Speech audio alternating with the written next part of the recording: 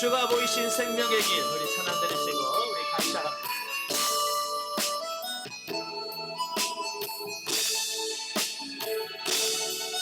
주가 보이신 생명의 길, 나 주님과 함께 강한 마음을 들이며 주님 앞에 나가리. 그분이 되신 주, 그 이름 예수, 길이 되신 이름 예수.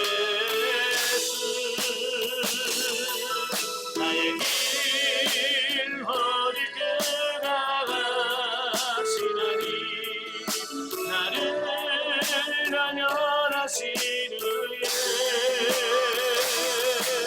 내가 정금 같이 나으리라.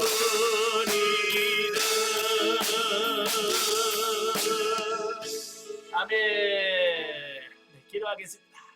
은혜로우신 아버지, 은혜와 사랑을 진심으로 감사합니다. 오늘도 우리를 사랑하셔서 귀한 시간 허락해 주시고 민수기의 말씀을 상고하며 영성 훈련할 수 있는 시간 주셔서 감사합니다. 오늘도 말씀을 통해서 우리 영혼이 새로워지는 귀한 역사가 있도록 도와주옵소서. 시종을 주님께 맡겨오며 예수님의 이름으로 감사하며 기도합나이다. 아멘. 예, 이 시간 우리 민수기 29장인데요. 교재 167페이지. 167페이지 오시면 민수기 29장이 나와요. 자, 29장은 7월 달에 있는 절기들에 대해서 말씀해 주고 있어요. 그러니까 민수기 앞장 28장에 보면 그 이스라엘 백성들에게 말한 그 7절기에 대한 말씀을 하는데 그 안식일부터 시작을 해서 77절, 요즘으로 하면 오순절까지를 28장에서 말씀해 주고 있고, 자 29장에서는 이제 7월 달에 지킬 수 있는 절기에 대해서 말씀을 해주고 있어요. 예, 제가 전에도 말씀드렸지만 이 절기는 뭐냐면, 절기는 하나님의 구속사를 진행해 가시는 하나님의 역사 시간표다라고 이렇게 볼 수 있어요. 아마 여러분 학교 다니실 때에 아침마다 챙긴 게 뭐예요? 가방에다가 시간표 챙기잖아요. 그죠? 아, 오늘 뭐가 들어있지? 영어, 수학 뭐지? 1교시는 뭐고 2교시는 뭐지? 그래서 그걸 챙겨 놓잖아요. 그죠? 그럼 학교에 가면 그 시간표에 따라서 뭐가 돼요? 예, 그 공부가 진행이 되어지는 것처럼 하나님께서도 앞으로 역사를 이렇게 진행해 갈 거야 라고 하는 부분을 이런 절기를 통해서 하나님께서 시간표를 딱딱 정해 놓으셨다 그 말이에요. 그러니까 이 절기를 아는 것이 굉장히 중요하다. 아시겠죠? 예, 그래서 우리 절기를 보면 이제 우리가 보통 이제 7절기라고 그래요. 예, 7절기 중에서 보면 7절기가 나오는데요. 예, 7절기에서 6월절, 그 다음에 무교절, 그 다음에 77절, 이걸 오순절이라고 하죠. 자, 이렇게 절기가 있어요. 근데 이건 뭐냐면 과거예요. 과거. 우리 입장에서 보면 과거에 이루어지는 거예요. 자, 6월절은 언제 이루어지는 거예요? 6월절은 예, 6월절은 지금부터 3,500년 전 이스라엘 백성들이 애굽에서 나온 것을 말하는데, 이건 뭘 말하냐면 6월절은 예수 그리스도를 통해서 우리를 구원해 가실 것을 예표하는 절기예요. 자, 예수님이 우리보다 지금 우리 절기보다 2000년이나 앞섰잖아요. 그죠? 예, 이미 이건 2000년 전이에요. 2000년 전. 이미 이건 과거예요. 그죠? 그 다음에 무교절은 예수님이 이 땅에 오셔서 받으실 고난, 순환을 의미하는 절기가 무교절이에요. 이것도 역시 2000년 전에 이미 이루어진 거예요. 그 다음에 오순절, 77절은 언제 이루어졌어요? 예, AD 30년경 오순절 날에, 예, 오순절은 성령 강림하심으로 이미 이루어졌다 그 말이에요. 그러니까 지금 현재 우리로 보면 이것은 이 새 절기는 이미 뭐예요? 과거예요, 과거. 그렇잖아요. 그죠? 근데 7월 달에 있는 절기가 있어요. 7월에 있는 절기는 뭐냐면 나팔절. 그 다음에 대속제일. 그 다음에 수장절. 이건 초막절 또는 장막절이라고 이렇게 말씀드리는데, 자, 이건 뭘 말하냐면, 나팔절은 나중에 말씀드렸지만 이건 예수님의 재림을 말합니다. 아시겠죠? 나팔절은 재림이에요. 대속제일은 대회개를 말하고, 수장절은 뭘 말하냐? 영원 천국을 말합니다. 그러니까 어찌 보면 이 나팔절과 대속제일은 뭐예요? 미래예요, 미래. 그죠? 앞으로 이루어질 일이에요. 그러니까 지금 시간표를 보면 이 7절기 중에서 6월절, 무교절, 77절은 지나간 과거예요. 그죠? 시간표로 학교 보면 이미 공부 끝난 거예요. 그러면 앞으로 나팔절, 대속제일, 수장제는 남아있는 거예요. 아시겠죠? 언제예요? 나팔절은 언제입니까? 예, 예수님이 재림은 언제예요? 알아요, 몰라요? 몰라야 정상입니다. 예수님이 그랬잖아요. 예, 이건 언제 오십니까? 그러니까 이날은 나도 모르고 천사도 모르고 누구만 한다? 아버지만 하신다. 예, 하나님만 아신다 그랬어요. 아버지 맘이에요. 예, 그러니까 아버지가 오늘도 오고 싶으면 오시고 싫으면 안 오시는 거예요. 아버지 맘. 예. 그러면 이제 그 예수님의 재림을 통해서 이루어질 영원 천국이 그 다음에 있겠죠. 그죠? 이건 뭐냐? 미래란 말이에요. 미래, 앞으로. 그래서 아까 이 7절기는 하나의 역사 진행하는 시간표라고 말씀하고 있는 이유가 바로 그런 거예요. 그러니까 이 과거 7절기는 우리 한국 사람이 왜 이스라엘의 그 절기를 왜 공부해? 이런 분들이 계시는데요. 이건 아니에요. 이스라엘 백성들의 절기가 아니라 오늘 역사 진행해 가신 하나님의 시간표예요. 근데 이걸 아는 것이 굉장히 중요한 거예요. 그래서 구약에서 계속 이 7절기에 대해서 레위기에서 말씀하고 있고 민수기도 말씀하고 또 신명기에서 말씀하고 있다는 거예요. 아시겠죠? 자, 그 중에서 이제 오늘 이제 처음 7월 달에 있는 새 절기 중에서 나오는 절기가 나팔절이에요. 나팔절은 왜 나팔절이라고 말하냐면 이날은 나팔을 분다. 그래서 나팔절이라고 부를 수 있는데 이 나팔절은 오늘날 우리들에게 적용하면 신년이래요. 1월 1일. 그죠? 오늘 1월 1일이면 신정을 세잖아요. 그래서 휴일도 하고 그러는데 이 한 해가 시작하는 첫날이에요. 우리는 1월 1일이지만 히브리 일반역에서는 7월 1일이 오늘 우리가 1월 1일과 같은 날이에요. 그 한 해가 가고 한 해가 다시 시작하는 날. 자, 그래서 이날은 나팔을 불어요. 예, 나팔을 부른 이유는 넘겨서 한 해를 시작한다는 것을 알린다. 자, 우리나라도 그죠? 우리는 송구영신 예배를 드리잖아요. 그죠? 그래서 다 교회에 앉아 있어요. 근데 안 믿는 사람들은 어디가 있어요? 서울 보신각. 예, 종각에 가서 띵 종을 치잖아요. 그래서 치면 와 이제 새해가 막 새해 복 많으시고 난리 나잖아요. 자, 그런 거예요. 이 종소리를 치므로 이제 한 해가 하고 새해가 시작됐다는 소리를 알리는 것처럼 바로 일제히 이스라엘에는 이 나팔절이 되면 나팔을 막 쫙 불어서 신년이구나 이걸 누구라도 알 수 있도록 만들어 주셨다. 예. 그 다음에 이 나팔을 부는 이유는 뭐냐면 곧바로 다가오는 대속제일의 회개와 초막절의 축제를 준비하도록 예고하기 위함이다. 그러니까 이 나팔 소리를 들으면 이제 열흘이 있으면 대속절이 오고 보름이 있으면 이제 수장절 초막절이 있구나 준비해야 되네 라고 하는 준비라고 하는 부분을 알리기 위해서 나팔을 분다라는 사실이에요. 그래서 우리가 성경 보면 나팔 하면 생각나는 게 뭐예요? 예수님의 재림. 그렇잖아요. 예수님이 그잖아요. 천사장의 호령과 천사들의 나팔 소리와 함께 내가 임한다 그랬잖아요. 왜 굳이 예수님께서 나팔을 강조했을까? 바로 이 나팔절과 예수 그리스도의 재림과 연결되기 때문에 예수님께서 그렇게 말씀하셨다라고 말씀합니다.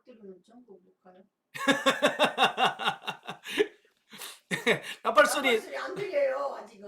예, 아직 때가 아니니까 안 들리죠. 이제 예수님이 오실 때는 진짜 나팔 소리가 들릴 거예요. 예, 영적으로 깨어 있든지 못 깨 있든지 다 들릴 거예요. 근데 다 들릴 건데 뭐냐? 이건 뭐냐면 예수 믿는 사람도 들을 거고 안 믿는 사람도 들을 거예요. 그러나 준비된 사람은 들림을 받게 되는 거고. 그죠? 그렇죠. 들어도 준비되지 않은 사람 못 들어가는 거예요. 그게 열처녀 비유에서 설명해 주고 있는 거예요. 열처녀가 다 신랑을 기다리지만, 예? 등불과 기름을 준비한 5처녀는 들어가고, 예? 등불만 준비하고 기름을 준비하지 못한 처녀들은 못 들어가는. 이런 거예요. 그냥 다 들을 거예요. 모든 사람은 그를 찌르는 자들도 보리라 그랬거든요. 이 세상의 모든 사람들이 다 예수님이 오시는 나팔 소리를 들을 것이고 예수님 오시는 거 볼 거예요. 그러나 들림 받지는 못할, 구원 받지는 못할 거다라는 사실이에요. 아시겠죠? 예. 그래서 이 나팔절에는 아침 저녁으로 드리는 상번제와 월삭 제물을 드렸으면 물론 나팔절에 드리는 특별한 제물 곧 수송아지 하나와 순양 하나와 1년 되고 흠없는 순양 7을 번제로 드리고 아울러 그에 상응하는 소제와 속제제까지 첨가하여 드려야만 했다. 이러한 규례는 우리가 하나님을 지키는 일에 있어서는 언제나 최선을 다해야 함을 교훈합니다.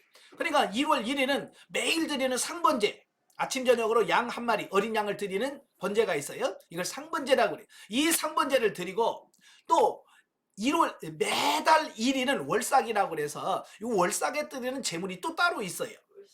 그죠? 그래서 이 나팔절에는 3가지를 드려야 돼. 상번제 드리고 월삭에 드리는 제물 드리고 또 나팔절에 드리는 제물을 또 드려. 그러니까 우리는 그럴 수 있잖아요. 오늘은 뭐 나팔절인데 뭐 상번제 없어도 되고, 예? 오늘은 뭐 월삭 필요 없지, 뭐 나팔절이니까 나팔절 제물만 드리면 되지라고 생각할 수 있는데 그게 아니라고 말이에요. 매일 드리는 상번제는 상번제대로 드리고 월삭은 월삭대로 드리는 제물 또 드리고 그 다음에 나팔절에 드리는 제물은 또 드리는. 예. 이건 뭘 말하냐면 오늘 우리도 그래요. 주일날 우리가 예를 들은 거예요. 예를 들면 어떤 분들은 그래요. 주일날 11조 드리는 날은 주일헌금 안 해. 그죠? 11조 봉투만 딱 드리고 주일헌금 안 해. 감사헌금도 안 해.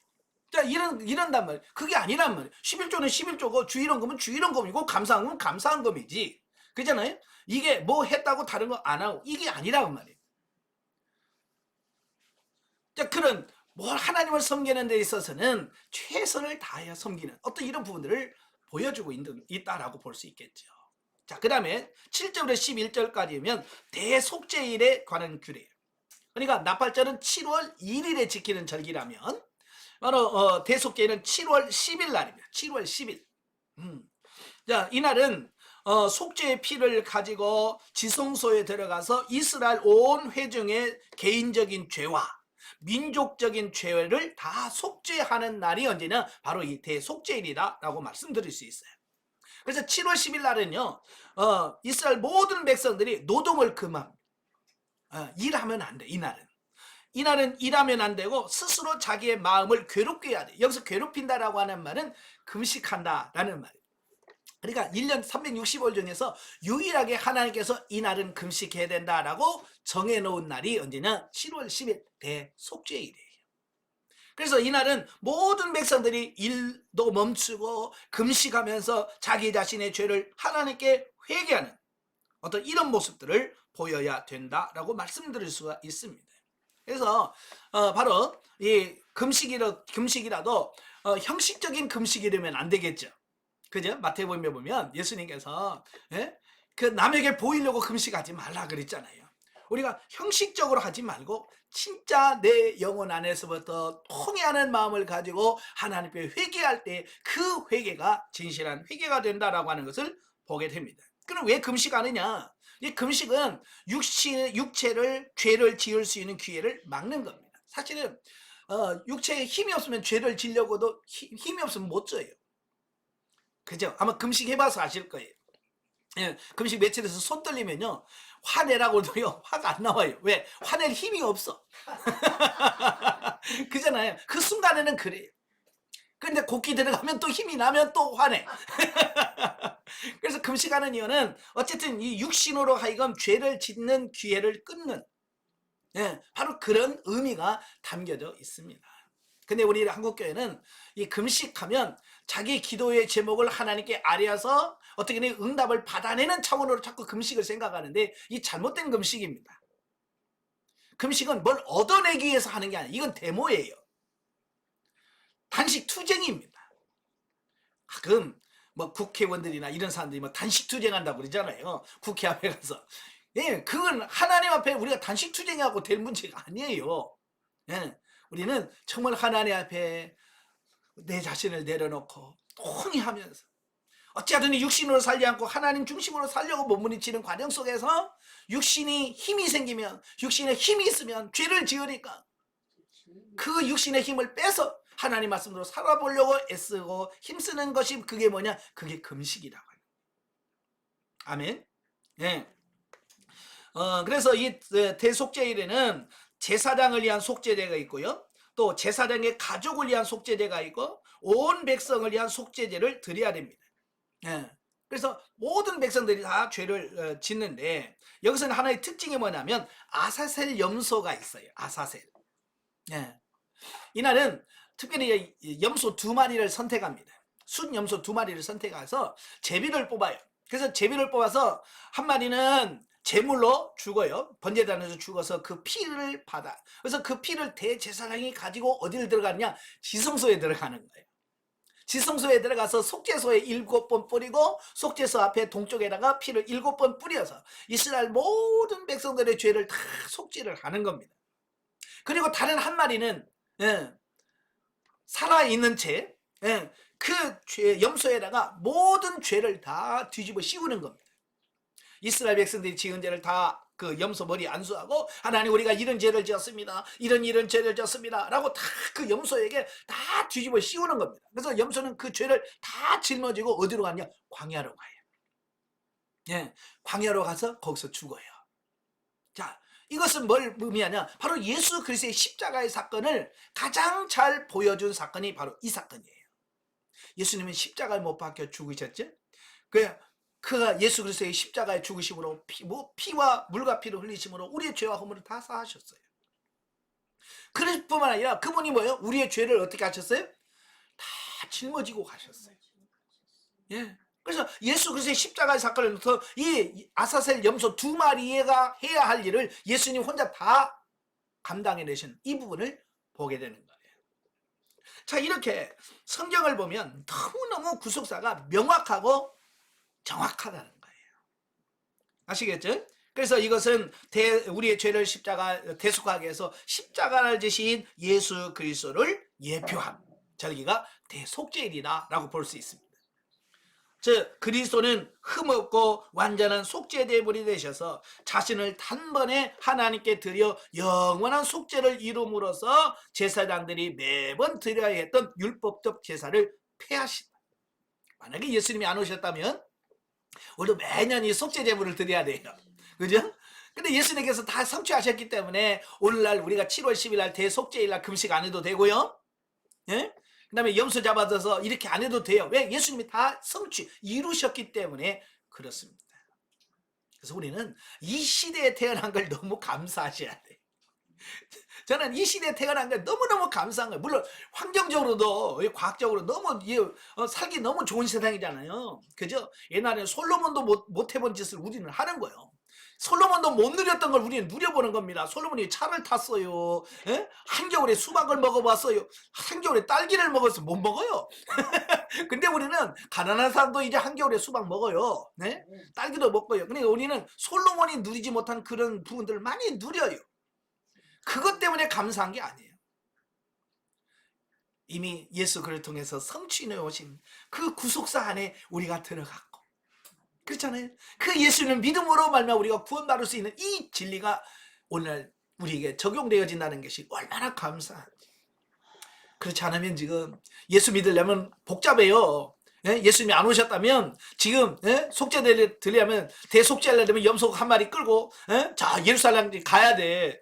어느 세월에 가요? 지금 비행기 타고도 12시간 14시간 날아가야 돼. 비행기를 타고 와도 10몇 시간을 날아가야 되는데, 그렇잖아요. 염소 끌고 이스라엘 걸어가려고 생각해봐. 어느 세월에 가요? 예? 이 시대에 태어난 걸 감사하세요. 자, 그 다음에 169페이지 오시면 이제 초막절에 관한 규례입니다. 예, 초막절은 7월 15일부터 7일 동안 지키는 절기라고 할 수 있어요. 이걸 일명 장막절이라고도 부릅니다. 왜 초막절이라고 하냐면 이날은 이스라엘 백성들이 이 초막절이 되면 마당이나 지붕에 이런 초막을 져요. 초막을 짓고 그 안에서 살았다, 머물러서 지내는 절기다. 그래서 초막절이라고 하기도 하고, 천막을 쳐서 살았다, 그래서 장막절이다라고 하는 이런 별칭이 붙어 있는 겁니다. 지금도 이스라엘에 가면 이 초막절, 장막절 기간에 가면 넓은 공터에 이런 데 보면 천막들이 쫙 널려 있습니다. 천막들을 다 치고 다 그날 되면 가족들이 다 천막에 와서 우리가 캠핑하듯이 그들도 이 천막에서 머물면서 지켜요. 만약에 그렇게 못 나가는 사람들은 지금도 지붕이나 옥상에다가 이런 천막을 쳐요. 물론 이제 천막은 우리한테는 텐트가 아니라 집에서 치는 천막을 보면 이게 그냥 내 모퉁이만 이렇게 쳐요. 지붕은 안 덮어요. 왜냐하면 이때는 비가 안 와요. 비가 안 오기 때문에 지붕이 필요 없어요. 그래서 천막으로만 이렇게 내면을 치고요. 한쪽에 문이 있고. 저도 이스라엘 갔을 때 초막절 지키는 절기 때 갔거든요. 그러니까 다 집집마다 그런 게 있더라고요. 마당에. 그래서 그날은 자지는 않아요. 거기서 자지는 않고 거기다가 테이블이 있어서 음식 같은 걸 근데 거기서 밥을 먹어요. 음식 같은 걸 그 장막 그 안에 들어가서 식구들이 다 음식을 나누면서 장막절의 의미를 자녀들에게 교육하고 이런 모습들을 봤습니다. 구약에서도 수장절이라고 불렀는데 왜 수장절이라고 부르냐면 수장이라고 하는 말은 추수해서 그 알곡들을 창고에 쌓아두었다라고 해서 붙여진 이름이 수장절입니다. 그래서 1년 동안 농사를 다 짓잖아요. 그죠? 그래서 1년 동안 농사져서 그 곡식을 추수를 하면 추수하고 난 이후에 그 알곡들은 창고에 쌓아둬. 그죠? 그리고 나서 지키는 절기가 수장절인 거예요. 근데 수장절의 의미는 항상 무엇과 관련이 있냐면 하나님의 심판과 영원한 천국과 연관시켜서 예수님이 설명하고 있습니다. 그죠? 그래서 추수해서 알곡은 창고에, 쭉정이는 불에 태운다라고 하는 말씀이 있잖아요. 바로 이것은 우리가 최후의 예수님의 재림 이후에 심판을 통해서 알곡은 뭐요? 하나님 믿는 신자를 의미하고, 쭉정이들은 뭡니까? 하나님을 알지 못하는 불신자들을 말합니다. 그들은 불로 심판할 거다라고 하는 것을 가장 잘 보여준 사건이 바로 구약의 초막절 또는 장막절 또는 수장절이라고 할 수 있습니다. 이 수장절은 오늘날의 추수감사절의 의미와 많이 동일한 어떤 그런 절기라고 볼 수 있겠어요. 자, 그 169페이지 중간 정도에 보면, 자, 본문에 나타난 초막절의 규례의 의미를 살펴보면, 이 속죄일에 이어지는 초막절은 죄에 대한 애통하는 자가 하나님의 위로를 받게 되어 기뻐하게 될 것을 의미합니다. 이게 뭐냐면 이 초막절은 기쁨의 축제거든요. 아주 기쁨의 날인데 이 기쁨을 받기 위해서는 먼저 뭐가 필요하다? 회개가 필요하다라고 하는 거예요. 그러니까 진정으로 회개한 사람만이 이런 기쁨을 맛볼 수 있다라고 하는 원리를 우리에게 설명해 주고 있는 거예요. 그 다음에 두 번째로 장막에 거하는 동안 매일같이 제물을 드리도록 함은 육신의 장막에 거하는 동안에 하나님과 꾸준한 교제를 지속시켜야 된다고 하는 것을 말씀해 주고 있습니다. 그래서 장막절을 지키면 매일 제사를 드려요. 매일 제사 드린다고 하는 것은 하나님과 관계를 잘 정립하고 회복한다라고 하는 의미를 갖고 있는 겁니다. 그 다음에 세 번째로 반복적으로 언급된 제물의 수요는 하나님의 말씀에 전적으로 그리고 정확하게 순종하고 하나님의 말씀을 믿음의 눈으로 항시 주목해야 함을 의미합니다.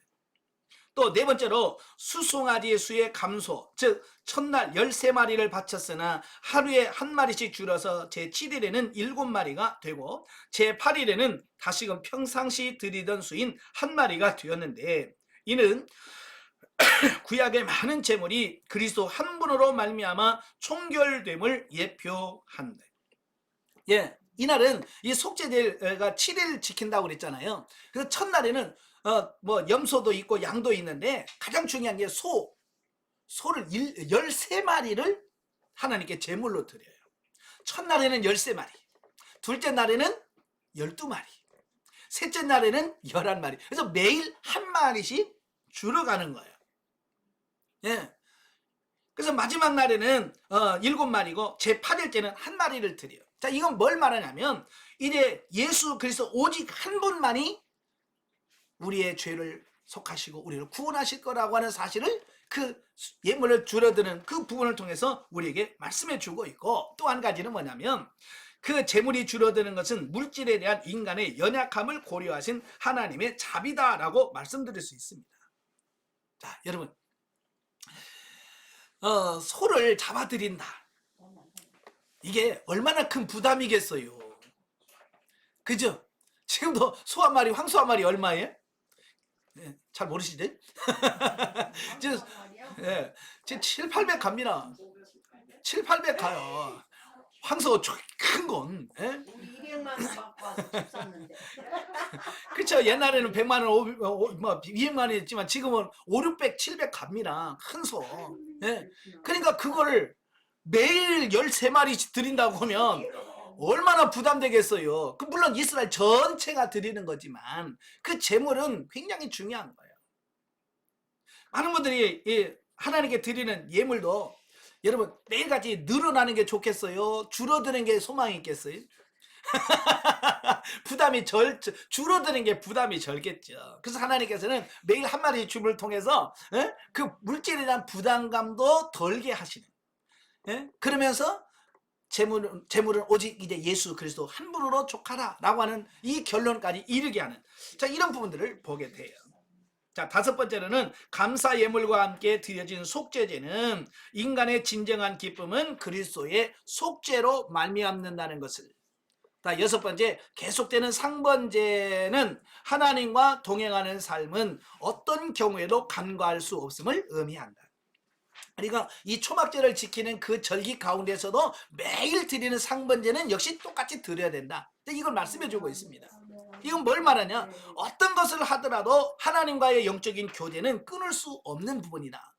예, 계속해서 하나님과 교제를 나눠야 된다라고 하는 것을 보여주고 있다라는 겁니다. 자, 영적이에 보죠. 자, 대속죄에 관한 규례는 영적인 의미로 우리가 매 순간 자신의 죄를 통회하는 심정으로 나아가야 할 것을 말씀하며, 그 초막절에 관한 규례는 하나님께 대한 완전한 감사와 헌신을 다짐할 것을 의미하며 예수 그리스도와 함께 영원히 함께하는 하나님의 나라를 예표한다. 아까 설명을 다 드렸어요. 예, 나팔절은 예수 그리스도의 재림과 연관되어진 절기라고 그랬죠. 바로 이 순양들은 영원 천국, 예수 그리스도의 재림을 통해서 이루어질 천년왕국, 그 다음에 영원 천국을 예표하는 바로 그런 절기다라고 말씀드릴 수 있습니다. 이건 과거예요, 현재예요, 미래예요? 이거 미래에 일어날 일들이에요. 아시겠죠? 예, 나팔절과 대속절과 수장절은 미래에, 아직 우리 시대에 이루어지지 않은 미래, 이게 언제 이루어질지 몰라. 이건 나팔절은 내일 이루어질지 모레 이루어질지 아니면 우리 살아있을 동안에 우리 생애 중에 일어나지 않을지 그건 몰라요. 그러나 미래에 언젠가는 때가 되면 그것이 이루어질 거라는 겁니다.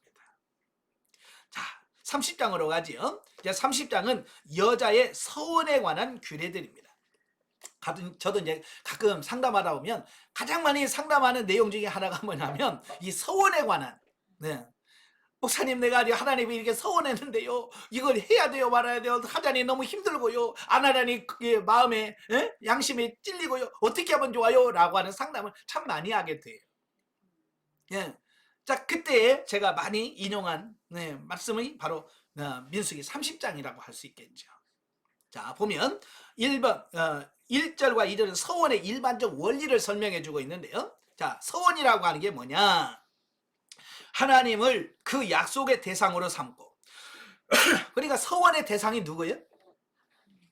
예, 하나님께 하는 거예요. 자, 그 다음에 하나님의 영광을 위해 헌신하겠다고 하는 인간의 자발적인 약속이에요. 그러니까 서원은 누가 뭐 강제로 시키는 게 아니고 자발적으로 하나님께 내가 이렇게 하겠습니다 라고 하나님께 나가는 걸 말해요. 또 자신의 신앙과 신실성을 표현하는 하나님에 대한 일종의 맹세다. 이게 자기 신앙, 자기 믿음을 표현하는 하나의 수단이 뭐냐? 서원이라고 하는 사실이에요. 따라서 성경은 이러한 서원에 대해서 의무로 규정하거나 강요하지 않는다. 그래서 성경 그 어느 것도 너 서원해라, 서원 안 하면 너 벌 받는, 이런 말을 한 번도 한 적이 없어요. 이 서원은 자발적으로 해야 돼. 강제적으로 하면 안 되고 스스로가 하나님의 은혜에 고맙고 감사하거나 뭘 해서 스스로가 하나님 제가 이렇게 하겠습니다 라고 하는 게 그게 서원인 거예요. 예. 근데 가끔 보면 지금 현재 보면 가끔 강요하는 서원들이 많이 있어요. 예. 강요해서 그 강요에 의해서 아니 분위기상 그렇게 할 수밖에 없도록 유도하는 이런 경우들이 많이 있어요. 종종. 그러니까 이제 학생이 수련회를 가면 이제 강사님들이 선교해야 됩니다. 그래서 선교할 사람 손들어라 막 그러잖아요. 예?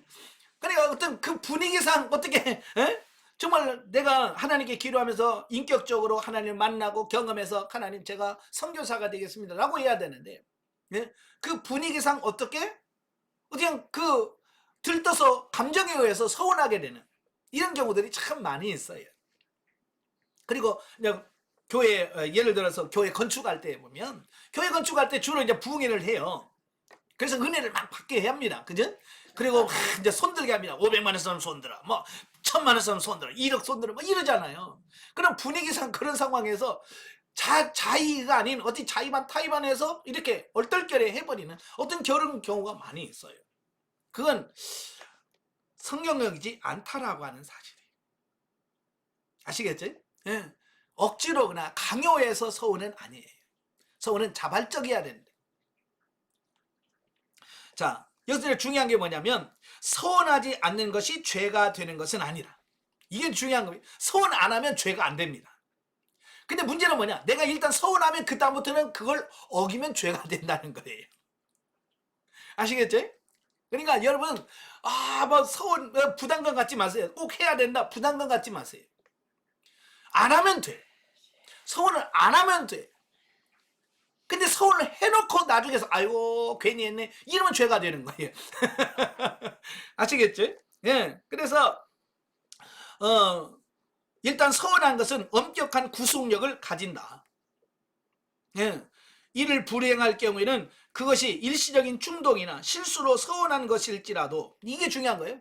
그때 분위기상 어떻게 해서 그렇게 했다 할지라도 일단 서원을 하면, 하나님과 약속을 하면 지켜라. 예, 하나님의 거룩하심을 훼손하고 영광을 가리우는 것으로 간주되어서 그에 따른 처벌을 감수해야만 했다. 그래서 성경은 서원할 때는 분별 없이 경솔하게 맹세하지 말도록 경고하고 있습니다. 그래서 서운할 때는 함부로 하지 마라, 경솔하게 하지 마라, 신중하게 해라 라고 전도서 5장 5절, 잠언 20장 25절에서 말씀해 주고 있습니다. 더 나아가서 서운한 것은, 일단 서운했다면 그것이 자신에게 해가 된다 할고 내게 불이익이 된다 할지라도 어떻게 해야 돼요? 변치 말고 이행해야 된다라는 겁니다. 그러니까 서운할 때는 몰랐지만 막상 그걸 하려고 하다 보니까 많이 손해가 보는 거잖아요. 사실 서원은 자기가 서운해갖고 이익 보는 건 하나도 없습니다. 그렇잖아요? 서운해갖고 이익 보는 게 뭐가 있어요? 서원은 주로 내가 이렇게 하겠습니다, 이거 드리겠습니다, 보통 이제 그게 서원이거든요. 그지?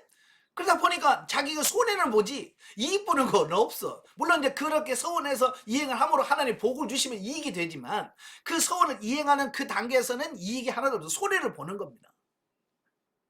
그러니까 많은 사람들이 왜 서원을 해놓고 나중에 후회하냐면 손해를 본다는 거예요. 예를 들어서 이런 거야. 하나님 내가 교회 건축하는데 1억 하겠습니다 라고 딱 서원을 해놓고 나중에 계산해 보니까 야 1억 언제 내냐? 야 이거 큰일 났다. 이렇게 되어지는 거야. 그래서 야 이거 못하겠다, 1억 했다가는 우리 굶어 죽겠다. 그래서 끝. 이렇게 되면 서원을 어기게 된다 그 말이에요. 그러나 성경에서는 뭐라고 말씀하냐면 내가 해가 될지라도 지켜라. 우리가 성경 보다가 이해가 안 되는 부분이 사사기에 나와요. 입다가 그러잖아요. 입다가 전쟁에 나가면서 하나님 이 전쟁에서 승리하게 하시고 내가 집에 들어왔을 때 맨 처음 나를 반겨 맞은 사람을 제물로 번제로 드리겠습니다. 사실 그건 성경적이지 않아요. 하나님은 인신제사 원치 않아요. 그죠? 그런데도 어때요? 그 전쟁에서 승리하고 들어오니까 외동딸, 무남 동료 외동딸 딸 하나밖에 없는 그 딸이 할렐루야 하면서 나오는 거야. 그러니까 이따가 이런 네가 왜 나와? 네가 왜 거기서 나와? 네가 왜 거기서 나와? 그러면서 에? 그렇지만 딸 하나밖에 없지만 하나님께 약속했잖아. 약속했어. 그래서 어떻게 해요? 그 서원을 지키잖아. 이건 그거예요. 아무리 그게 내가 서운이, 그러니까 서운할 때 조심해야 돼. 주의해야 돼요. 내가 지킬 수 없으면 하지를 말고. 그러니까 서운은 신중하게 해야 된다. 신중하게. 아시겠죠? 신중하게 해야 돼요. 제가 고등학교를 졸업하고 저기 경상남도 양산이라고 하는 곳에 방위산업체에 제가 취업을 나갔어요. 그래서 바로 그 회사 밑에 있는 아주 작은 교회에 등록을 했어요. 개척 한 1년 정도 돼서 성도 한 20명, 30명 되는 작은 교회에 등록을 해서 그 교회에 다니게 됐어요. 근데 그 교회가 그 고아원이라고 하죠. 네, 보육원, 고아원에 있는 조그마한 교육관을 빌려서 한 10평이나 되나? 그 교육관을 빌려서 개척을 했어요. 근데 성도들이 자꾸 늘어나니까 이제 교회 건축해야 되겠다. 그래가지고 부흥회를 하고 건축원금 작정을 한 게 된 거예요. 그래서 마지막 날에 종이 쪽지를 하나씩 나눠주더라고요. 종이 쪽지를 나눠주는데 거기에 액수가 써져 있어요. 제일 많은 게 500만 원. 그 다음에 300만 원, 200만 원, 100만 원, 그 다음에 70만 원인가? 그 다음에 50만 원, 30만 원, 20만 원, 10만 원, 5만 원까지 해서 쭉 써져 있고 거기다 이름 쓰고 거기다가 동그라미에 칠하는 거예요. 근데요, 여러분 부흥해가지고 은혜 많이 받았잖아요. 그러니까 그 쪽지를 딱 보는 순간에 제 눈에 제일 먼저 들어오는 게 500. 500이라는 글자가 딱 눈에 들어오는 겁니다. 그래서 이 500이라 동그라미 치자 하고 탁 치려고 하는데요. 잠깐만 계산 한번 해보자. 이거는 헤아리지 말라고 그래. 이건 해야 돼요. 내가 감당할 수 있는지.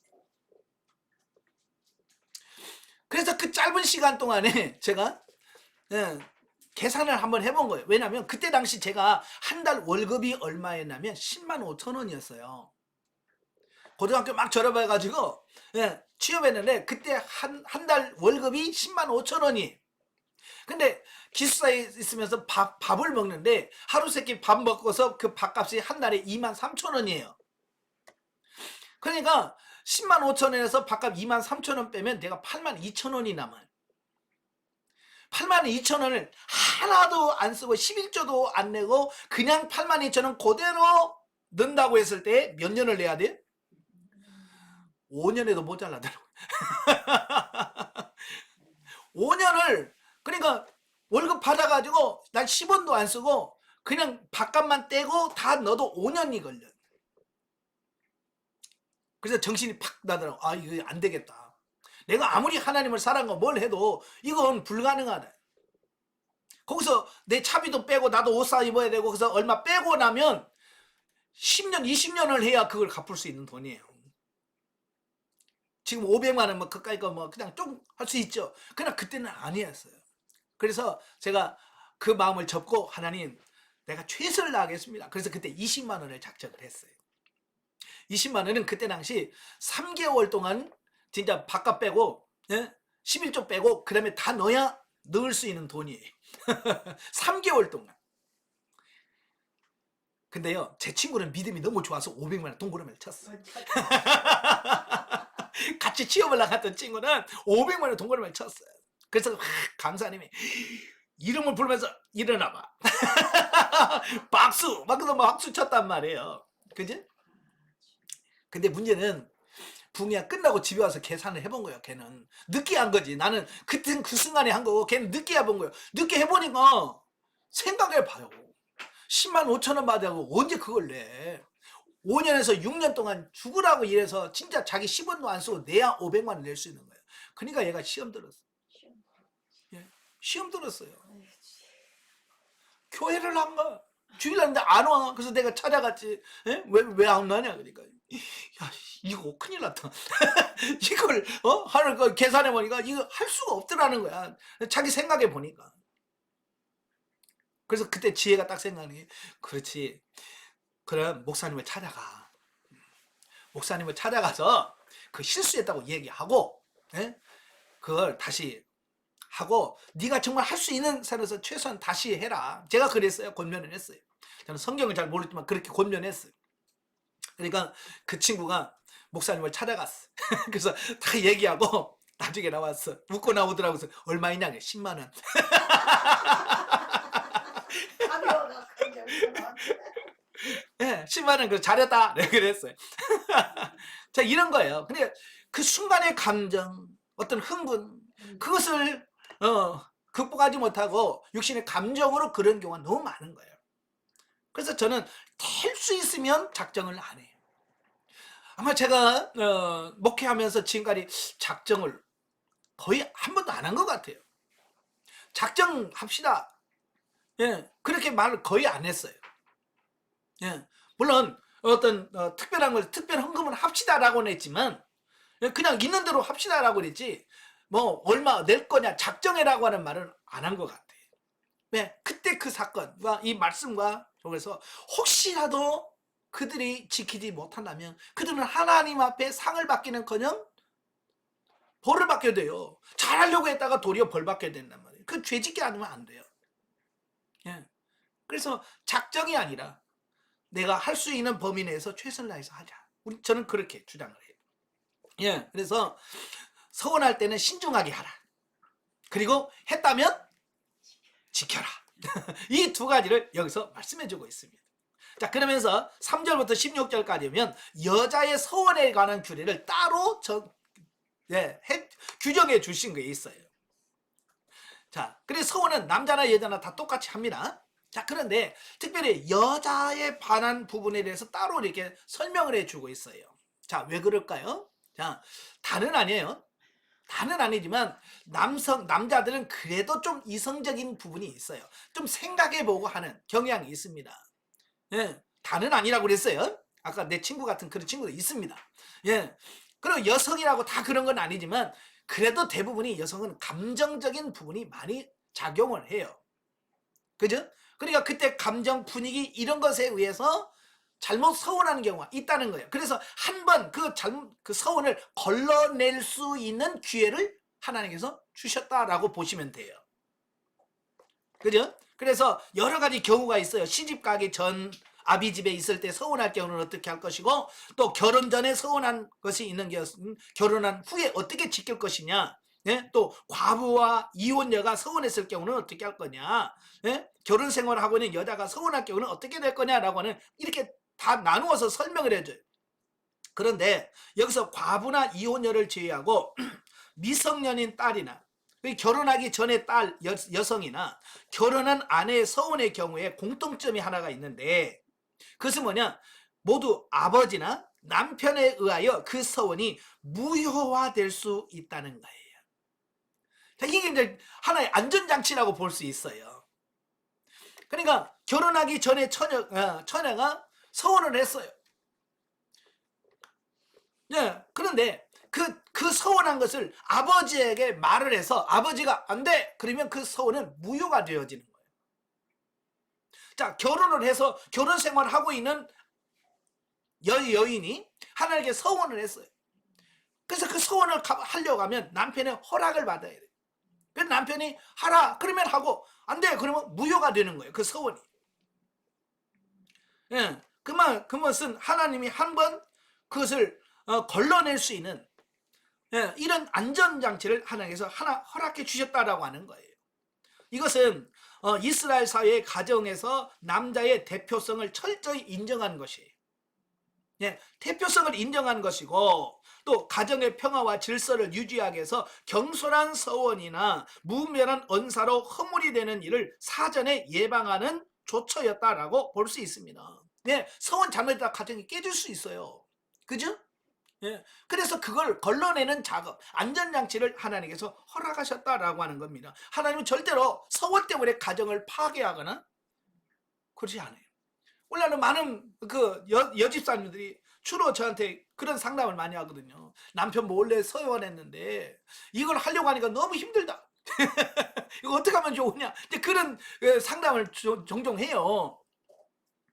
자, 그런 예를 들어서 이런 거요. 예? 예. 집에 가서 은혜 받고 하나님 제가 선교비를 얼마 하겠습니다. 이제 그래 작정을 했다는 거예요. 근데 이게 남편의 허락이 있어야 돼. 그 남편 몰래 그걸 하려니까 미치는 거야 이게. 그렇잖아요. 그렇죠. 남편은 자꾸 따졌었고 그러니까 이게 너무 힘든 거예요. 그것 때문에 너무 힘들어서. 그러면 남편에게 얘기해라. 그러니까 이 부인이 팔짝 뛰는 거예요. 우리 남편에게 얘기하면 안 돼요. 뭐 안 해요. 믿음 없어요. 그러면서 잘 됐네 제가 그랬어요. 예. 그럼 잘 됐네요. 왜요? 남편이 하지 마라 그러면 무효가 되는 거예요. 제가 그랬어요. 그렇잖아요. 이게 혼자 해서 끙끙대지 말고 그런 부분에 대해서는 남편에게 상의를 하고 그래서 남편이 좋은 일이네. 응? 하자. 그러면 이제 같이 하면 그런 부담감이 이제 혼자 몰래 하려고 하는 부담감이 없어지니까 좋지요? 예. 해방되는 거예요. 그리고 남편이 안 돼. 하지 마. 그러면 무효가 되기 때문에 하나님 앞에서도 죄가 되지 않는 거예요. 예. 제가 의정부에서 전도사로 있을 때 그 교회 집사님이 좀 큰 가게 식당을 하시면서 돈이 좀 있는 분이에요. 근데 그분이 작정을 5천만 원을 했어요. 5천만 원을 작정했는데 아무리 계산해도 이 5천만 원이 할 수 있는 그게 안 되는 거예요. 저는 이미 이제 그 교회에 사임을 하고 나는 개척을 하고 있는 상태인데 그분이 저한테 전화 와가지고 어떻게 하면 좋겠냐. 그래서 제가 남편 집사님한테 말씀하세요. 그러니까 우리 남편 집사 알잖아요. 믿음 없는 거. 그래서 제가 잘 됐네요. 이야기하세요. 이야기해서 남편이 안 된다. 그러면 그냥 하나님 앞에서 내가 남편이 하지 말아서 못합니다. 그러면 무효된다. 그거 가지고 억지로 하다가 나중에 그게 걸리거나 발각되면 이혼 사유가 된다. 이건 그렇게 상담해 준 적도 있습니다. 많은 부분 등에 이런 게 있어요. 그래서 이 서원은 아주 신중하게 하셔야 돼요. 아시겠죠? 예, 그래서 남편은 그 부인이나 딸이 그 이야기를 했을 때 바로 그걸 분별해주고 판단해줄 수 있어야 돼요. 근데 나중에 듣고는 아무 말도 안 해. 입 딱 다물면 허락이에요. 아시겠죠? 예. 그러니까 남자들은 분명히 가부를 얘기를 해야 돼. 하라 마라 이런 부분에 대해서 이야기를 해야 되는데 들을 때 아무 말 안 하고 있다가 며칠 있다가 내가 생각해봤는데 그거 안 될 것 같아. 이게 안 돼. 이미 며칠 지나면 안 돼. 바로 그 자리에서 된다 안 된다라고 하는 것을 말씀을 해야 돼. 그럼 며칠 있다가 그거 안 되겠는데 그러면 그 책임을 누가 지느냐? 남편이 지는 거예요. 아시겠죠? 그래서 여러분들도 이 가장의 위치라고 하는 게 굉장히 중요한 거예요. 오늘 제가 너무 안타까운 게 뭐냐면 요즘에 가장의 권위가 땅바닥이에요. 그죠? 왜? 모든 경제권을 다 여성이 쥐고 있거든요. 그러니까 이 가장의 권위가 땅바닥이에요. 근데 성경에서는 가장의 권위를 인정해주고 그걸 세워주기를 원하시네요. 그게 하나님의 원리예요. 아시겠죠? 그래서 뭘 하든지 이 가장의 역할을 잘 할 수 있도록 협력해 주는 것이 신실한 성도들이 할 일이다라는 거예요. 또 그러나 과부나 이혼녀의 경우에는 자기가 서운하면 갚아야 돼요. 이게 문제예요. 결혼해서 남편이 있을 경우에는 남편이 무효화시킬 수 있지만 남편이 없는 과부나 이혼을 해서 남편이 없는 경우에는 서운을 했을 때는 반드시 해야 된다. 왜? 되어 있는 분이 없기 때문에. 그래서 예나 지금이나 이 서원은 아주 중요한 부분이에요. 신중하게 하셔야 돼요. 자, 그 다음에 넘겨서 31장으로 갑니다. 이제 31장은 미디안 정복에 대한 말씀이에요. 자, 이 부분은 25장 16절 18절에 바알부올 사건이라고 그러죠. 그 사건은 뭐냐면 그 모압왕 발락이 발람 선자를 불러다가 이스라엘을 저주하려고 했지만 하나님께서 허락하지 않았죠. 그래서 이스라엘 저주할 수가 없었어요. 그래서 발람이 돌아가면서 발락에게 꾀를 말해준 게 뭐예요? 그들을 죄를 짓게 하면 그들이 스스로 하나님이 칠 거다. 그래서 모압 여인들 또 미디안 여인들을 불러다가 그들을 훈련을 시켜서 이스라엘로 파송을 한 거예요. 그래서 이스라엘 남자들을 유혹해서 음행하게 하고 우상숭배하게 하고, 자, 그래서 그때 이스라엘 사람들이 2만 4천 명이 죽는 그 사건이 바로 바알볼 사건인데요. 바로 그 사건을 하나님께서 기억하시고 뭐라고 말씀하냐면 미디안을 쳐라, 미디안을 정복해라라고 말씀해주고 있어요. 근데 여기서 이제 중요한 게 뭐냐면 미디안 족속이 누구냐는 거예요. 미디안 족속은 누구냐면 그 아브라함의 후처 그두라가 낳은 후손들이에요. 참, 여기 보면 아브라함이 낳은 자녀들은 이삭만 생각하는데 이삭만 있는 게 아니잖아요. 이스마엘이 있어요. 이스마엘은 지금 아람 민족의 대표적인 선조가 이스마엘이고요. 바로 그 외에 그두라라고 하는 후처를 또 취했어요. 그래서 그 달을 통해서 자식들을 낳아요. 근데 그 자식들 중에 미디안이 있더라는 거예요. 그래서 미디안은 저 광야까지 또 요단 동편 땅에 정착해 갖고 있으면서 그들은 혈통적으로는 아브라함의 자손이지만 영적으로 보면 그들은 하나님을 알지 못하고 우상을 숭배하고, 자, 그래요. 뿐만 아니라 이 이스라엘의 대적인 모압과 동맹을 맺고 우상 숭배를 자행하면서 도덕적으로 매우 문란한 상태에 있었다라고 하는 겁니다. 사실은 이 미디안 땅은요 이스라엘에게 약속한 기업이 아니었어요. 하나님께서 이스라엘에게 허락한 땅은 어디냐면 경계선이 있어요. 나중에 설명 또 드리겠는데 바로 이 경계선은 뭐냐면 요단까지예요. 요단 동편 땅은 하나님께서 이스라엘 백성들에게 허락한 땅이 아니에요. 그러니까 미디안 사람도 요단 동편에 있기 때문에 그냥 가만히 있으면 그냥 이스라엘이 그냥 지나갈 거예요. 안 뺏을 거예요. 진멸 안 할 거예요. 그런데 그들이 괜히 모압과 결탁해가지고 이스라엘을 범죄케 하고 타락하게 했다가 하나님의 징계로 망한 나라가 어디냐? 미디안이. 제가 가끔 줄 잘 써야 된다는 말 하죠. 줄을 잘 써야 돼. 하나님의 줄을 쓸 거냐? 세상의 줄, 죄의 줄에 설 거냐? 여기에 따라 달라져요. 미디안은 줄 잘못 써서 모압 줄을 이었다가 같이 망해요. 오늘 여러분도 줄 잘 써야 됩니다. 아시겠지?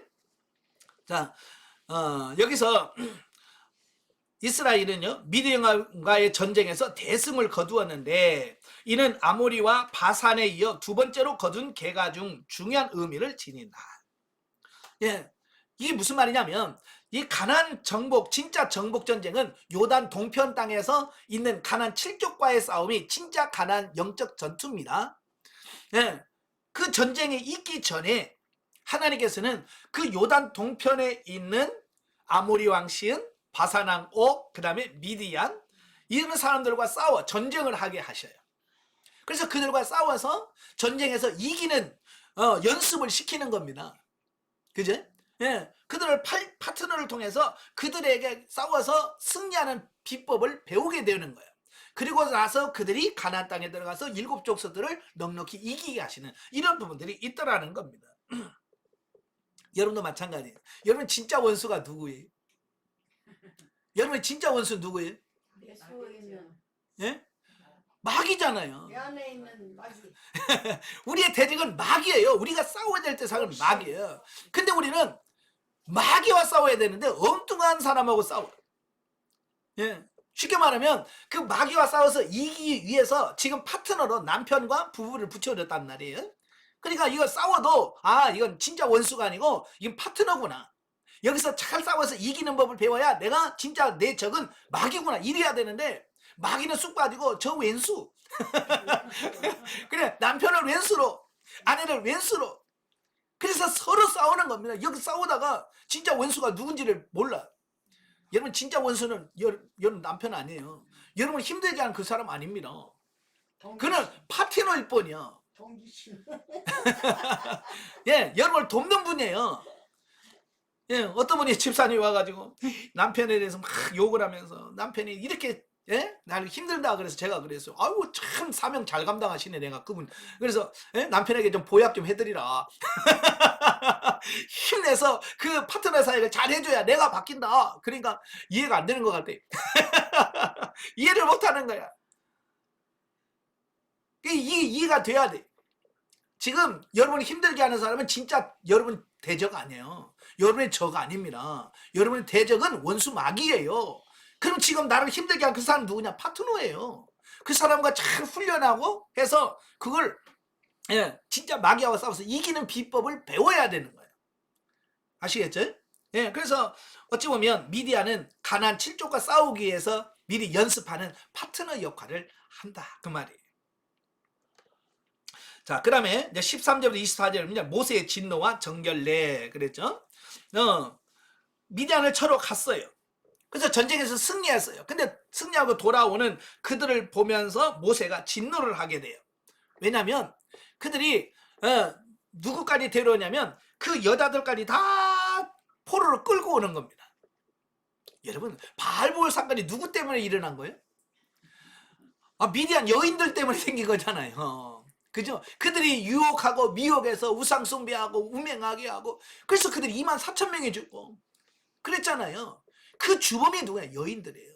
근데 그들도 다 살려놨다고 말이에요. 그들이 있으면 또 똑같은 죄를 또 반복해서 지을 수밖에 없고, 어때요? 또 하나님의 징계와 심판으로 망할 수밖에 없는 거예요. 그래서 모세가 진노한 거예요.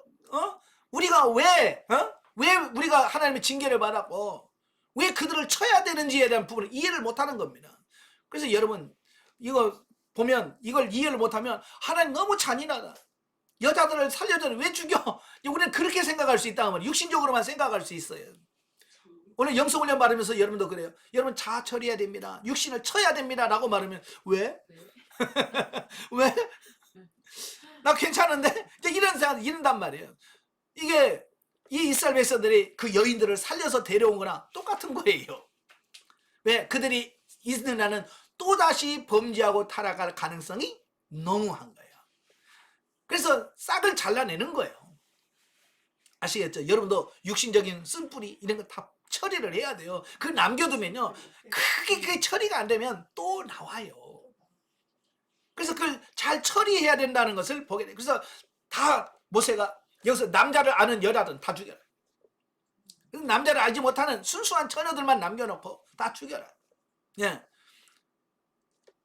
좀 잔인할 수 있지만 결국 그게 뭐냐면 우리를 위해서, 이스라엘 백성을 위해서 해주는 겁니다. 오늘도 마찬가지예요. 내 육신의 쓴뿌리, 죄의 쓴뿌리, 이걸 끌어내고 뽑아내는 것은 결국 나를 위한 거예요. 누굴 위해서 해주는 게 아니에요. 나를 살게 만드는 겁니다. 아시겠죠? 그리고 나서 이제 전쟁을 참여하는 모든 자들에게 금, 은, 동, 철 같은 불을 통과할 수 있는 것은 다 불에 소독을 해라. 깨끗하게 만들어라 라고 말씀해 주고 있고요. 그럼 불에 들어가서는 안 될 것들이 있잖아요. 이런 천이라든지 옷감 같은 것은 불 속에 넣으면 다 타버리잖아요. 그래서 불을 못 견디는 것은 물로 빨아라. 그래서 깨끗하게 만들어라 라고 말씀을 하고 있어요. 자, 이건 뭘 말하냐? 외적인 의식적인 행위, 불을 통과하다든지 물로 씻는다든지라고 하는 외적인 이런 행위를 통해서 하나님은 내면적인 성결을 촉구하는 이런 의미가 담겨져 있습니다. 본문에서 하나님이 백성들에게 요구하는 것이 무엇인지를 분명히 가르쳐 주는데, 그것은 곧 죄악의 소지가 될 수 있는 것은 철저하게 소멸해야 된다라고 하는 것을 말씀해 주고 있습니다. 혹시 그래서 내 속에 남아있는 죄의 쓴뿌리가 있는지 우리 자신을 살펴보고 이런 부분들을 잘 처리해 가야 된다라고 말씀해 주고 있어요. 자, 그 다음에 25절부터 54절을 보면 전리품 붕대와 감사 예물입니다.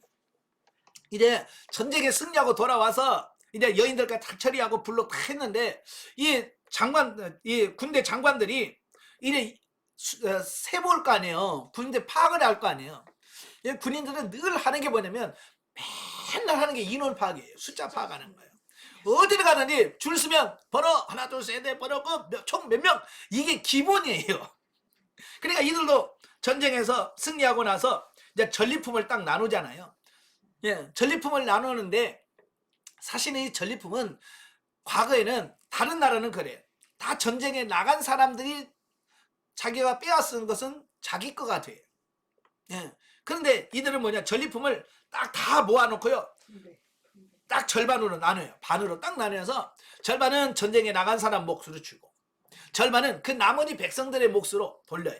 그래서 모든 사람들에게 다 혜택이 가도록 만들었어요. 이게 뭐냐면 결국은 뭐냐면 운명 공동체다. 우리는 하나다. 라고 하는 의식을 심어주는 어떤 이런 부분인 거예요. 만약에 그렇게 되지 않으면 전쟁에 나간 사람은 욕심부리겠죠. 그죠? 욕심부리다 보면 과하게 사람들을 죽이고 막 하겠죠. 왜? 자기가 어떻게든 뺏으려고 하니까. 그래야 자기 게 많아진다고 생각하니까요. 또 그 나머지 전쟁에 안 나간 사람은 뭐 나가서 승리해봐야 뭐 내 것도 하나도 없는데 뭐 그러면 그들 위해서 기도를 하겠어요? 뭘 하겠어요? 아무것도 없잖아. 그죠? 근데 전쟁에서 승리하고 그들이 전리품을 가져오면 자기 집에 있어도 자기에게 온단 말이에요. 그럼 뭐 하겠어요? 하나님 전쟁에서 승리하게 해주시옵소서라고 기도하겠죠. 그죠? 우리는 하나라고 하는 이런 공동체 의식을 갖게 만드는 그 중요한 요소가 바로 여기에 달려 있어요. 그래서 이제 전쟁에 나가면 전쟁의 전리품은 항상 전쟁에 나간 사람이나 전쟁에 안 나간 사람까지 나누도록, 이게 나중에 이게 이제 다윗의 때 아예 법으로 정해서 이렇게 정하는 것을 보게 됩니다. 그 다음에 군대 장관들이 그 인원 파악을 해보니까요, 한 사람도 안 죽은 거예요. 여러분, 전쟁에는요 승자나 패자나요 진정한 승자가 없다고 그랬어요. 왜? 전쟁에 이겨도 많은 거기에 피해가 있는 거예요. 사람들이 죽어가는 거예요. 그래서 가장 진정한 승리는 안 싸우고 이기는 게 진짜 이기는 거다. 근데 그게 전쟁에서 가장 중요한 거예요. 근데 이들은 전쟁했단 말이에요. 미디안과 싸워서 이겼어요. 근데 문제는 뭐냐면 하나도 안 죽은 거예요. 이게 뭐예요? 하나님께서 하셨다라고 하는 것이죠. 그래서 군대 장관이 너무 하나님 은혜가 큰 거예요. 한 생명도 사람도 안 죽고 전쟁에 이겼으니. 그래서 그들이 얻은 자기 몫으로 분배받은 그 예물 중에서 하나님께 감사의 예물을 드렸다라고 하는 겁니다. 자, 이것은 뭘 말하냐? 이란 그들의 태도는 하나님을 생명의 주와 역사의 주관자로 경외하는 진실한 신앙의 모습이라고 하겠다. 그렇죠?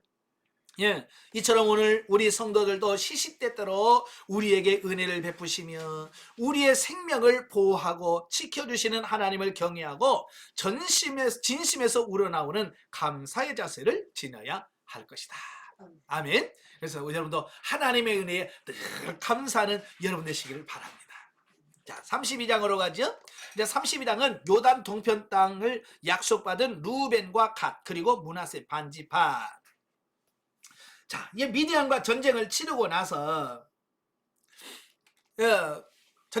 나고 있는데요. 루벤 지파와 갓 지파가 모세를 찾아와서 한 가지 청원을 합니다.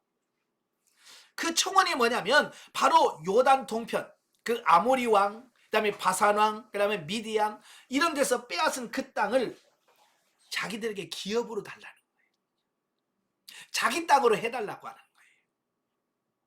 왜냐하면 사실 루벤 지파와 갓 지파는 이 가축들이 많았어요.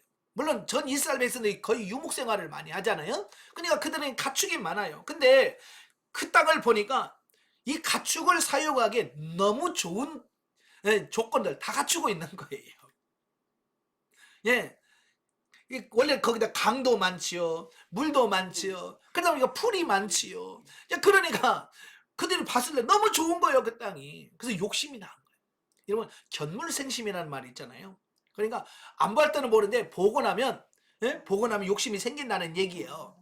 근데 그들도 그 땅을 빼앗고 보니까 너무 좋은 거예요. 그래서 그들이 모세에게 가서 이 땅을 달라고 요청을 하게 됩니다. 그래서 그곳은 매우 비옥해서 훌륭한 목초지를 형성했기 때문이다. 그들이 그 땅을 요구하는 것이 일면 당연한 것처럼 볼 수 있다. 좋으니까 이 땅 달라고 할 수 있다. 그러나 문제는 뭐냐? 첫째는 가나안 정복 전쟁에서 맞게 될 형제 지파들의 희생을 아랑곳하지 아니하고 자신의 유익만을 추구하고자 하는 이기주의적인 생각을 갖고 분파를 조성했다라고 하는 거예요. 아까 운명 공동체라고 그랬지? 이스라엘에서는 운명 공동체 같이 해야 돼요. 근데 자기들이 좋은 거 쏙 빼고 요거 달려주세요 라고 해서 자기들의 이익만 먼저 챙김으로 인해서 백성들의 마음을 갈라놓게 되어지는 어떤 그런 실수를 범했다라고 하는 거예요. 둘째는 하나님께서 약속하신 땅을 소망하지 아니하고 육신의 안목에 눈이 어두워 단지 정복한 땅에 정착하고자 하는 불신앙적 안일한 자세를 보이는 실수를 했다라고 하는 겁니다. 여러분, 하나님께서 허락하신 땅이 어디예요? 가나안 땅이에요. 예. 자, 여기 한번 지도를 한번 보세요. 예. 자, 지도를 보시면 지금 현재 이스라엘이 머물러 있고 진을 치고 있는 시딤, 이 어디냐면 여기에요. 요단 동편이에요. 예, 지금 여기에 진을 치고 있어요. 그리고 지금 이 땅을 이 땅을 빼앗은 거예요. 바산왕 옥과 아모리 왕 시온과 미디안 족속들이 살던 이 지역을 빼앗은 거예요. 그러니까 너무 좋은 거예요. 예, 사실 이쪽 도로에 그 갈릴리서부터 이 밑에 지방 요리 쭉 내려오면서 이게 뭐냐면 왕의 대로라는 게 있어요. 왕의 대로. 이 왕의 대로라는 것은 넓은 도로가 있어요. 넓은 도로가 있어서 많은 사람들이 오고 가면서 특별히 전쟁을 할 때 이 왕들이 주로 다녔던 길이에요. 예, 교통이 좋아. 교통이 좋고 여기 보면 이 아르논강 또 여기 또 야복강 뭐 이런 강들이 많아요. 그래서 강들이 많다 보니까 물이 많겠죠. 그죠? 물이 많다 보니까 풀도 많을 거고 그 양을 목축하기가 너무 좋은 땅인 거예요. 자, 그래서 이 땅을 달라고 하는데 사실 나중에도 말씀드리겠지만 하나님의 약속한 땅은 이 경계는 요단으로 이렇게 딱 갈라져 있어요. 요단. 그래서 여기가 하나님의 땅이에요. 하나님의 땅, 약속의 땅이에요. 여기는 아니에요. 하나님 주신 땅이 아니에요. 근데 지금 그들은 지금 하나님의 약속의 땅이 아니 이 땅을 달라는 거예요. 이 땅을. 그러니까 모세 입장에서는 이게 이해가 안 되는 거죠. 그죠? 아니 하나님의 약속의 땅도 아니 왜 그 땅을 달라고 그래? 이건 뭘 말하냐면 저와 여러분이 하나님의 나라를 사모하고 하나님의 나라를 뭐 사모하고 좋아한다고 하지만 사실은 결국은 이 땅을 추구하고 이 땅의 삶을 좋아하고 있는 그 삶을 보여주는 거예요. 이게 우리 한번 여러분 잘 생각해 봐요. 말로는 하나님의 나라가 좋고 어쩌고 저쩌고 하죠. 근데 실제로는 하나님의 나라보다는 아직도 이 땅에서 누리고 사는, 여기다가 초점 맞추고 사는, 대부분이 기복적인 신앙을 갖고 있는 사람들이 바로 그런 거거든요. 바로 기복적인 신앙을 갖고 있는 사람이 누구냐? 루벤 지파, 갓 지파와 같은 사람들이에요. 아직도 땅의 걸 좋아하고 하나님의 나라보다 이 땅의 것을 추구하고 살아가는 그 삶의 모델 모형이 바로 루벤 지파와 갓 지파다라는 거예요. 이해가 되시죠? 예. 자, 이것은 오늘날 자기의 일만 구하고 하나님의 일을 구하지 않는 많은 사람들의 불신앙을 대변한다. 즉 신앙인이라고 하는 많은 사람들이 인간적인 눈으로 세상을 바라보고 눈에 보이는 현세적인 이익과 유익에 영적인 눈이 어두워 영적 가난을 바라보지 못하고 현실에 안주하려고 하고 있는 모습을 여기서 잘 보여주고 있다라고 하는 사실입니다. 예? 대부분의 많은 성도들이 지금 그러고 있어요. 예? 하나님의 나라 관심 없어요. 영원 천국 관심 없습니다. 어떻게 하면 이 땅에서 아파트 평수 늘려볼 것이고 이 땅에서 뭔가 좀 누려볼 것인가, 여기다가 초점 맞추고 신앙생활하고 있는 것이 보통 신앙인들의 모습이라 그 말이에요. 여러분은 하나님의 나라에다가 소망을 두셔야 돼요. 아시겠죠? 이스라엘 백성이 가나안 땅에 소망을 두어야 되듯이 하나님의 나라에다가 소망을 두고 살아가야 돼요. 그러나 우리는 눈에 보이는 것은 잠깐 있다 없어질 것이요 하나님의 나라는 영원한 것임을 명심하고 최선의 노력을 다하면서 어떠한 시련이라도 극복하고 하나님께서 약속하신 그 나라를 차지하여야 한다라는 사실이에요. 고린도후서 4장 18절에 보면 사도 바울이 그러잖아요. 보이는 것은 잠깐이요 보이지 않는 것은 영원합니다. 여기서 보이는 것은 뭘 말할까요? 예, 이 땅 현세적인 것을 말해요. 보이지 않는 것은 뭐예요? 영적인 거예요. 우리는 눈에 보이는 이게 진짜인 줄 알고 거기다가 초점 맞추고 살아요. 근데 눈에 보이는 것은 뭐라고요? 잠깐이라는 거예요. 영원하지 않다는 거예요. 예. 그러나 보이지 않는 것은 영원한 거예요. 그래서 우리는 영적인 부분에다가 소망을 두고 영적인 것을 바라보고 살아가는 여러분들이 되셔야 됩니다. 예. 그래서 눈에 보이는 것에 따라서 사는 것이 아니라 힘들고 어려워도 하나님의 뜻을 이루는 것이 것에다가 초점을 맞추면서 살아가야 된다라는 겁니다. 예. 나중에 보면 결국 그들이 눈에 보아서 좋았잖아요. 여러분, 내가 봐서 좋은 것은 다른 사람이 봐도 좋아요. 이걸 아셔야 돼. 그러니까 루벤 지파와 갓 지파는 야 너무 좋다 그런데 다른 나라들 다 그 속을 탐내는 지역이에요. 그래서 나중에 이스라엘 역사서를 쭉 보면 사사기부터 쭉 보면 항상 전쟁이 터졌다 그러면 어디예요? 요단 동편이에요. 특별히 길르앗 나목. 예, 길르앗 나목 지역은요 계속 뭐야 북쪽에 아람 나라 암몬 모압 계속해서 쳐들어올 때 그 나라가 맨날 뺏기고 싸우면 전쟁터거든요. 바로 이 지역이에요. 그러니까 뭐예요? 열심히 해서 싸우면 뭐예요? 전쟁가 싹 없어져 버리고. 육신적인 것은 그렇습니다. 내가 뭘 해서 쌓아둬봐야 다 없어지는 것들이에요. 그래서 그런 부분에다가 여러분 마음 뺏기지 않도록 조심하셔야 해요. 자, 6절부터 32절에 보면 모세의 책망과 두 지파의 약속.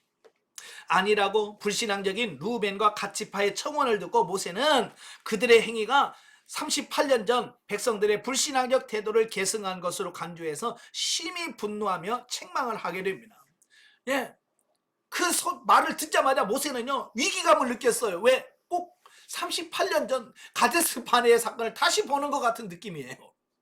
여러분 38년 전 가데스 바네에서 어떻게 했어요? 예? 하나님께서 야 들어가라 가나안 땅에 들어가라 그러니까 이스라엘 백성들이 뭐라고 그래요? 아유 알아보고 나가야죠. 알아보고 가야지. 알아보지도 않고 어떻게 갑니까? 그래서 정탐꾼을 보내라고 하는 요구를 하잖아요. 그래서 하나님은 허락을 하여서 12명의 정탐꾼을 보냈어요. 그 보낸 사건 때문에 어떻게 됐어요? 38년 동안 광야에서 뱅뱅뱅뱅 돌면서 온갖 고난을 받아야 되는 어떤 그런 부분을 맞이했잖아요. 38년 훈련받고 이제 요단강만 건너면 가나안이에요. 모세는 제일 걱정하는 게 뭐예요? 또 여기서 38년 전에 그 사건을 다시 반복해야 할까봐. 또 그 일이 벌어지면 안 되잖아요. 그죠? 옛날에는 모세는 젊기나 했지만 지금 120살이에요. 이제 다시 하라도 모세는 못해. 얼마나 위기감을 느꼈겠어요. 그러니까 모세가 막 대노하는 거예요. 다시 그러면 안 되잖아요. 그러면 좀 므낫세와 그 루벤 지파와 갓 지파가 좀 깨달아야 될 거 아니에요. 아, 우리가 잘못했구나. 그래야 되는데요. 이 사람들은요, 참 그게 안 돼요. 머리를 또 굴려. 이건 하나님의 뜻이 아니구나. 그래야 되는데, 그걸 하나님의 뜻 받아내기 위해서 또 머리를 굴려요. 자, 그래서 그들이 뭐라고 말하냐면, 루벤과 갓 지파는 만약 그들에게 길르앗 땅을 그들의 분깃으로 준다면, 그들이 다른 형제 지파 앞에 앞서서 가나안 정복에 참여하겠다는 약속을 합니다. 예. 그러니까 뭐라고 하냐면 아 이게 하나님 뜻이 아니군요 라고 해야 되는데 이 땅을 주면 우리가 가나안 정복을 안 하는 게 아니라 이스라엘 가나안 정복할 때 제일 앞장서서 가나안 정복 전쟁 다 끝날 때까지 우리가 돌아오지 않겠습니다. 근데 가나안 정복 다 끝나고 나서 우리가 돌아오겠습니다 라고 하는 조건부적으로 또 이걸 요구하는 겁니다. 참 사람들이 이래는 거예요. 조건을 자꾸 걸고 그렇게 하는 거예요. 그러니까 모세가 그 말을 듣고 조건부적으로 허락을 합니다. 그래서 이스라엘의 지도자들에게 루벤과 갓 지파의 약속을 회부하고 그들이 책임을 이행하도록 촉구하는 이런 모습들을 보게 되어집니다. 그래서 그들은 약속은 지켜요. 예. 그래서 끝까지 그들이 여호수아서 보면 끝까지 정복전쟁이 마무리돼서 땅 분배할 때까지 그들이 끝까지 그들과 함께하는 모습을 보게 됩니다. 자, 한편 본문에서 첫째, 성도가 형제와 이웃의 유익을 생각하지 아니하고 자신의 유익만을 쫓으려는 행위는 하나님의 뜻을 거스르는 것으로 하나님의 심판을 피하지 못한다는 것을 교훈해 줍니다. 그러니까 절대 이기적이면 안 돼요. 자기 중심적이면 안 돼요. 그래서 항상 나보다도 남을 생각하고 남에게 배려하는, 여러분 영적으로 성장할수록 그러셔야 돼요. 오늘 교회 성도들이 욕을 얻어먹으면 너무 이기적이에요. 자기 중심적이란 말이에요. 뭘 해도 자기 중심적인 거예요. 예. 그걸 내려놓으셔야 돼요. 두 번째로 성도는 하나님의 나라가 완성될 때까지 부단히 투쟁해야 된다. 중도에서 포기하면 안 돼요. 좋은 것 있다고, 예? 좋은 것 있다고 해서 아이고 나 여기서 머물래. 안 돼요. 가야 돼요. 중간에 멈추면 안 돼요. 많은 분들도 그래요. 영성훈련 하다가 어느 정도 누려지면 아이고 이 정도면 됐어. 그러고 영성훈련 안 받아요. 그게 좋다는 거예요.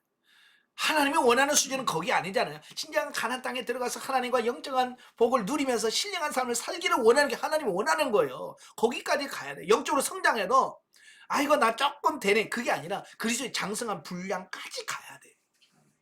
아멘? 근데 우리는 조금이라 아이고 나 하나님의 음성 듣고 이제만 돼요. 이 정도면 되면 아니 그게 아니라니까요. 주님 원하는 장성한 분량이 목표라니까요. 중간에 포기하지 마세요. 그 다음에 세 번째로 자신의 잘못을 책망하는 말을 진심으로 받아들이고 자신의 실수를 회개하는 겸손한 자세가 필요함을 교훈해 줍니다.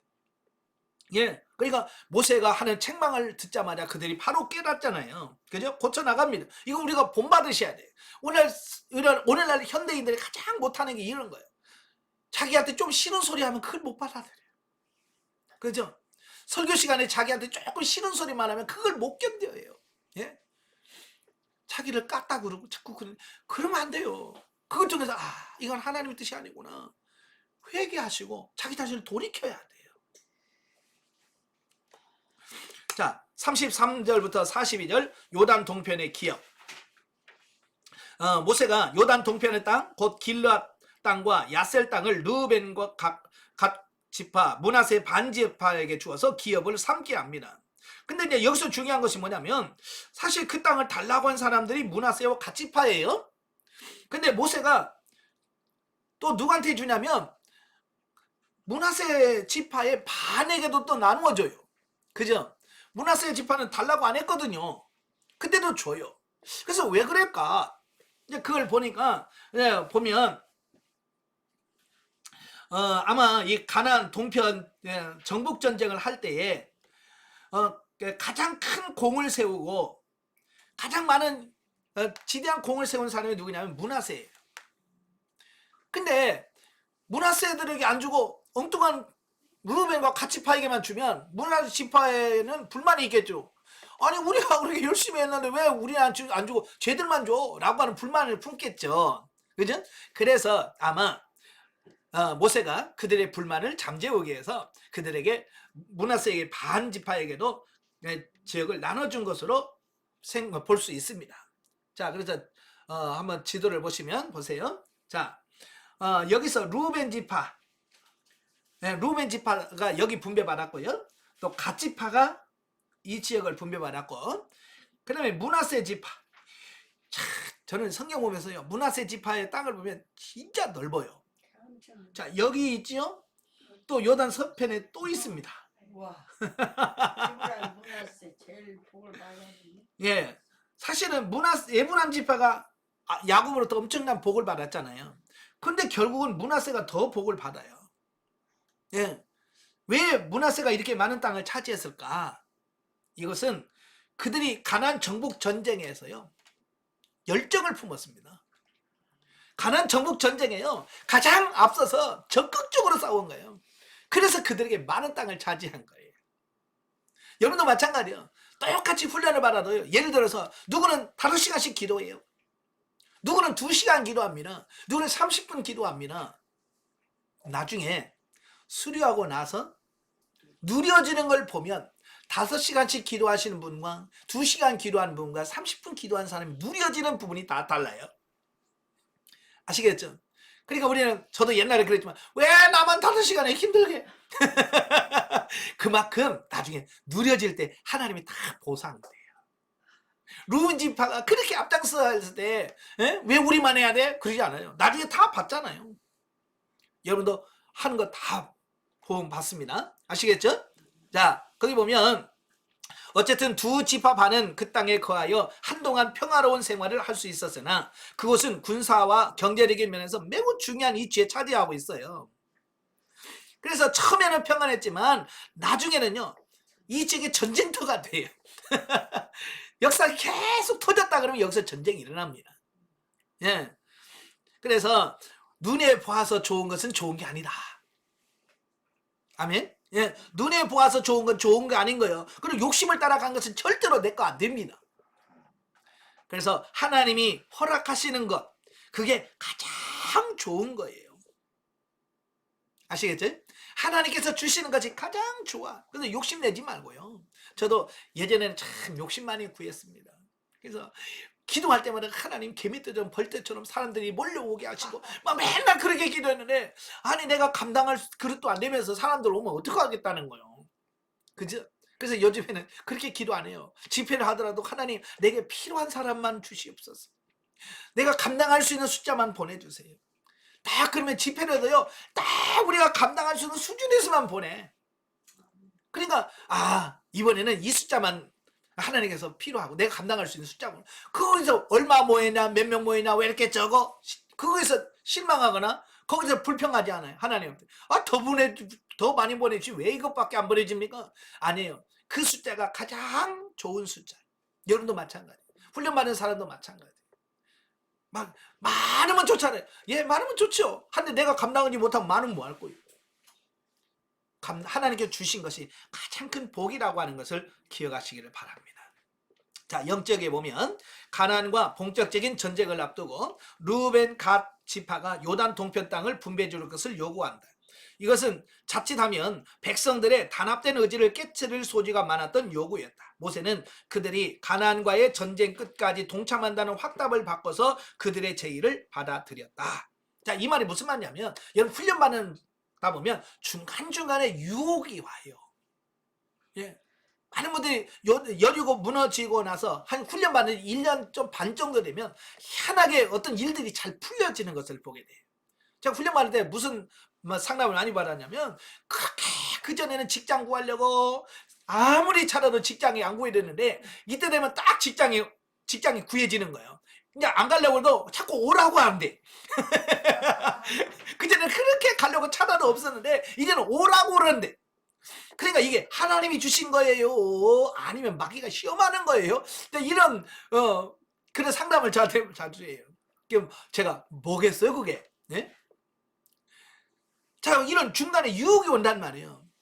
그때 정말 하나님의 나라에 소망 둔 사람은 유혹이 와도 아니에요. 난 영성훈련 마치고 제가 가겠습니다. 이래야 돼.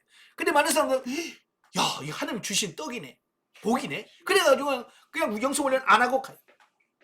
그래서 결국은 요것도 안 되고 요것도 안 되는 그런 삶이 되어진다고 말이에요. 이게 중간에 영성훈련을 그만두게 하는 이런 유혹들이 있을 때 그 유혹을 잘 견뎌야 돼요. 그래야 진짜 축복이 여러분에게 있습니다. 끝까지 승리하시길 바라요. 네, 기도하겠습니다. 은혜로우신 아버지 감사합니다. 오늘 귀한 말씀을 통해서 참 많은 것을 줍니다. 우리도 훈련할 때에 중도에 포기하지 않게 하시고 여러 가지 육신의 욕심을 따라 행하지 않고 정말 하나님의 뜻에 따라 순종해 가는 우리가 될 수 있도록 도와주시옵소서. 예수님의 이름으로 감사하며 기도합나이다. 아멘. 하나님께 드립니다.